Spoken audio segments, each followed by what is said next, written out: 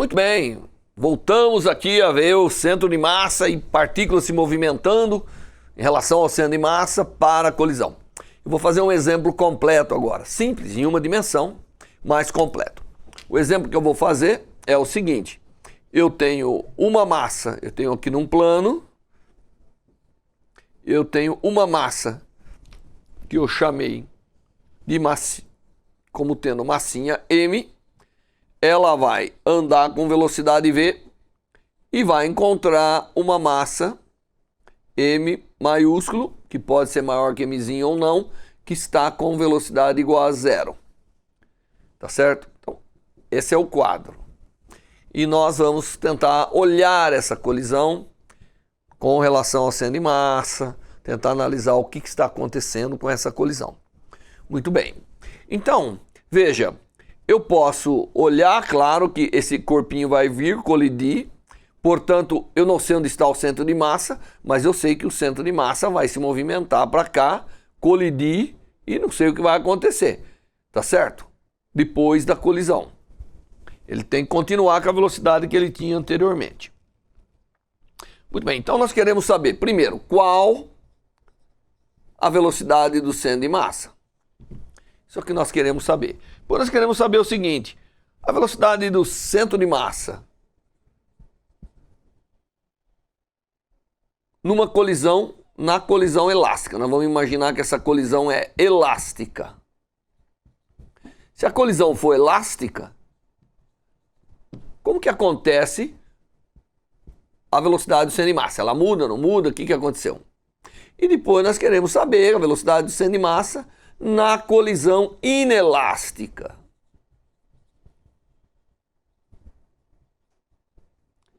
Quando eles pegam e se juntam, né? Pum, juntou. Então nós queremos saber tudo isso desse problema. É um problema extremamente ilustrativo para vários conceitos que nós vamos aprender. Então vamos lá. A primeira coisa a determinar é a velocidade do centro de massa. Qual que é a velocidade desse centro de massa aqui? A velocidade desse centro de massa é, na verdade, M vezes V, é a soma do MI VI dividido pela massa total. Portanto, ele é M vezes V mais, o Emão não tem, né? É zero, então ele não precisa entrar, dividido pela massa total, Eminho mais Emão. Essa é a velocidade do centro de massa. Obviamente que isso aqui, só para você notar, ele é Eminho dividido por Eminho mais Emão, que por acaso é maior do que Eminho sempre, né? Vezes V. Portanto, a velocidade do centro de massa, ela anda com uma velocidade menor que V.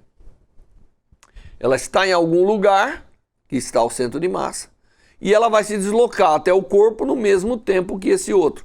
Por isso que a colisão vai acontecer. Aqui, o centro de massa vai se deslocando com uma velocidade menor do que o objeto que se move aqui, que é o Eminho, até que eles colidam. Tá? E, obviamente, vai chegar uma hora que o centro de massa está na posição da massa M, que é quando a colisão acontece. Tudo bem? Todo mundo está conseguindo enxergar isso, né? Muito bem. Bom, vamos imaginar inicialmente uma colisão elástica. Se a colisão é elástica, então nós temos conservação de energia e momento. Então, no caso da colisão elástica, nós temos que o momento inicial, que é mv, tem que ser igual ao momento final, que é mv1 mais Emão V2. Então, eu estou imaginando que após a colisão, o corpo Eminho vai sair com velocidade V1 e o corpo Emão vai sair com velocidade V2. Ah, não tem atrito, tudo isso, para simplificar a nossa vida um pouco. E eu tenho que a energia total do sistema tem que ser igual à energia total do sistema depois, porque afinal trata-se de uma colisão elástica. Então, a energia cinética antes e depois se conserva. Então, tem essas duas equações com duas incógnitas. Daqui, obviamente, eu posso tirar quem é a velocidade V1 e quem é a velocidade V2. Essa é uma álgebra simples que eu já fiz em outras aulas e nós podemos usar aquele resultado para tomar que M1 é igual a M sobre Emão menos 1 vezes a velocidade dividido por M sobre Emão mais 1. Então tem essa razão, vezes a velocidade, é a velocidade com que o corpo 1, esse é o corpo 1 de massa M, e esse é o corpo 2 de massa Emão. Tá certo? Só para a gente não perder o referencial. E o V2 eu posso calcular resolvendo essas equações, que não são equações complicadas, eu estou economizando a álgebra, né, e imaginando que eu vou estar certo. De vez em quando a gente erra. Esse aqui, o V2 fica 2M sobre Emão, também M sobre Emão mais 1. Tá certo? Então, essas são as duas velocidades que o sistema tem após a colisão. Muito bem, então após a colisão eu tenho uma massa M com essa velocidade e uma massa Emona com essa velocidade. Eu já tinha calculado a velocidade do centro de massa aqui, certo? Deixa ela aí. Agora eu tenho que calcular a nova velocidade do centro de massa após a colisão. Então, após a colisão, então essa minha equação de conservação, deixa eu só colocar aqui, ó, que a velocidade do centro de massa antes da colisão era M sobre M mais Emão vezes a velocidade. Bom, é isso que eu tenho, né? Agora eu tenho essas velocidades e, portanto, eu posso calcular quem é a nova velocidade do centro de massa, que eu vou chamar da velocidade do centro de massa linha, após a colisão. Essa tem que ser igual a M V1, que é esse V1, mais Emão V2, dividido por M mais Emão. Essa é a nova velocidade do centro de massa. E aí nós temos que agora fazer as contas aqui para poder tirar quem que é a nova velocidade do centro de massa. Bom, essa conta não é uma conta difícil de ser feita, ela pode ser feita facilmente, então eu vou simplesmente indicar que ela é igual a 1 sobre M mais Emão vezes M vezes V1, portanto é M vezes M sobre Emão menos 1, dividido por M sobre Emão mais 1, vezes V. Então, substituir no lugar do V1, esse. Mais quem? Mais Emão vezes 2 M sobre Emão V, dividido por M sobre Emão mais 1. Tá certo? Essa é a velocidade do novo centro de massa. Eu tenho que fazer as contas agora. O melhor é somar tudo, porque eles têm o mesmo denominador. Então, isso aqui é igual a 1 sobre M mais Emão vezes M ao quadrado sobre Emão vezes V menos M vezes V, tá certo? Mais esse termo todo aqui, ó. Então, eu vou pagar a parte de cima para reproduzir aqui, porque afinal a minha lousa tem uma área limitada. Então, o V' do centro de massa é igual a isso, mais Emão, tá certo? Vezes isso, que dá, se você olhar aqui, ó, dá, na verdade, o denominador é comum para todo mundo, então vou passar aqui um denominador comum, que é M sobre Emão mais 1, tá certo? E esse M cancela, então fica 2M mais 2M. Tudo isso dividido por isso. Tá certo? E isso aqui, você pode fazer a sua continha, vai dar exatamente M sobre. É fácil de ver que dá M, né? Porque aqui você vai ter M, aqui você põe M em evidência, vamos botar o M em evidência. Então fica eminho em evidência. Tira o eminho daqui, tira o eminho daqui, tira o eminho daqui. Isso aqui dá V. Então, mais V. Certo? E isso aqui é eminho sobre emão mais 1 vezes V. Portanto, dá V. Dividido aqui. Então, isso aqui é eminho sobre eminho mais emão vezes V. Esse é a velocidade do centro de massa pós-colisão, que, como você pode ver, é exatamente igual à velocidade do centro de massa que nós tínhamos antes. Então, nesse caso, colisão elástica, a velocidade do centro de massa se conserva. Tá certo? Então, isso é uma coisa importante. A velocidade do centro de massa se conserva nessa colisão. Agora, nós vamos imaginar, e é claro que, dependendo da razão da massa, eminho com emão, o corpo bate, o pequeno volta, o grande vai. O grande sempre vai para a direita.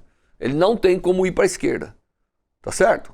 Então ele vai bater. Se esse aqui é muito menor do que esse, como a gente já viu no passado, ele vem, esse aqui está parado, ele vai, pum, um vai e o outro volta. Se esse aqui, a massa é maior do que esse, ele vem, bate, pum, e continua andando. Tá certo? Muito bem. Então, nós já fizemos aqui a parte da colisão elástica. Agora eu quero fazer da colisão inelástica. Para mim, a colisão inelástica é aquela onde esse corpo vem, junta com esse. Os dois vão ficar juntos, coladinhos, se propagando com uma velocidade. Então, nesse caso da colisão inelástica, no caso da colisão inelástica, nós temos que o MV, momento, sempre se conserva, né? É igual a eminho mais emão vezes V'inha, porque agora o momento inicial é igual ao momento final, só que a partícula final ela é composta das duas massas, é inelástico, tá certo? De onde eu tiro que V'inha é igual a eminho dividido por eminho mais emão vezes V. Tá certo? Mas quando os corpos se uniram, o centro de massa é ele, não é mais ninguém. Você não pode ter um único corpo com centro de massa fora dele, a não ser que ele tenha geometrias mais complicadas, né? Uma esfera que tem uma massinha, aí pode ficar um pouquinho, dependendo de como a massa está distribuída, você pode não estar na massa. Mas aqui, como são massas pontuais, quando eles colidirem e se juntarem, o centro de massa é ele mesmo. Portanto, a velocidade do centro de massa após a colisão tem que ser igual a essa, m sobre m mais emão v, que por acaso também é igual à velocidade do centro de massa antes. O que faz a gente chegar à conclusão que não importa se a colisão é elástica ou inelástica, a velocidade do centro de massa se conserva. A velocidade do centro de massa sempre se conserva quando não há forças externas sobre ela. Aqui no caso são duas partículas isoladas, não tem forças externas, né? Então a velocidade do centro de massa permanece independente da colisão ser elástica ou inelástica. A única forma de alterar a velocidade do centro de massa é se você agir uma força externa. Se uma força externa agir sobre a partícula. Aí sim, há alteração do centro de massa. Tá certo? Caso contrário, não há alteração do centro de massa e o centro de massa, a velocidade sempre prevalece. Isso é uma coisa importante porque me permite ter informação do sistema, tá certo? Imagine que eu pego, deixo uma granada aqui, ela vai explodir, bum! Então, ela vai explodir, é o contrário disso, eles estão tudo unidos e vai bum agora. Eu pergunto para vocês, se eu pegar aonde vai cair todos os fragmentos, somar a posição deles, vezes a massa, vai ter que dar o quê? Vai ter que dar o ponto inicial. Vai ter que dar o ponto onde estava a granada, a bomba. Por quê? Porque o centro de massa era ali. Mesmo depois da explosão, ele não pode alterar. Ele tem que permanecer ali. Então, esse conceito de preservação da velocidade do centro de massa, quando eu tenho muitas partículas envolvidas no sistema, é um conceito importante, né? Isso pode, de alguma maneira, salvar vidas, né? Imagina que eu tenho uma granada que vai dividir em duas partes. uma parte menor e uma parte maior. Obviamente, a parte maior vai cair próximo e a parte menor vai ter que cair mais longe, porque o centro de massa vai ter que continuar ali. Não é verdade? Ou imagine que eu tenho um míssil que foi lançado e esse míssil explode no ar. Bum! Em muitas partes. Se eu pegar o centro de massa desse sistema, ele tem que continuar o seu movimento como se fosse uma partícula, um projétil lançado normalmente. Como se fosse um míssil antes da sua explosão. Então, o centro de massa, para você alterá-lo, você teria que, de alguma maneira, fazer algo extraordinário. Caso contrário, ele se preserva. Tá bom? Muito bem, então esse foi um exemplo. Queria dar mais um exemplozinho simples, que muitas vezes ajuda, que é se você olhar muitas partículas de um sistema se movimentando, tá certo? Você imagine que eu tenho um sistema de partículas, tá certo? Que se movimenta de forma... eu tenho uma coleção de várias partículas e elas se movimentam. Por exemplo, eu tenho aqui um corpo de massa M1, ele se movimenta com velocidade V1. Eu tenho aqui um corpo de massa M2, ele se movimenta com massa V2, com velocidade V2. Eu tenho um corpo 3 aqui parado, M3, com velocidade 0. E eu tenho aqui um corpo 4, com M4, se deslocando com V4. Pergunta é, com que velocidade o centro de massa movimenta?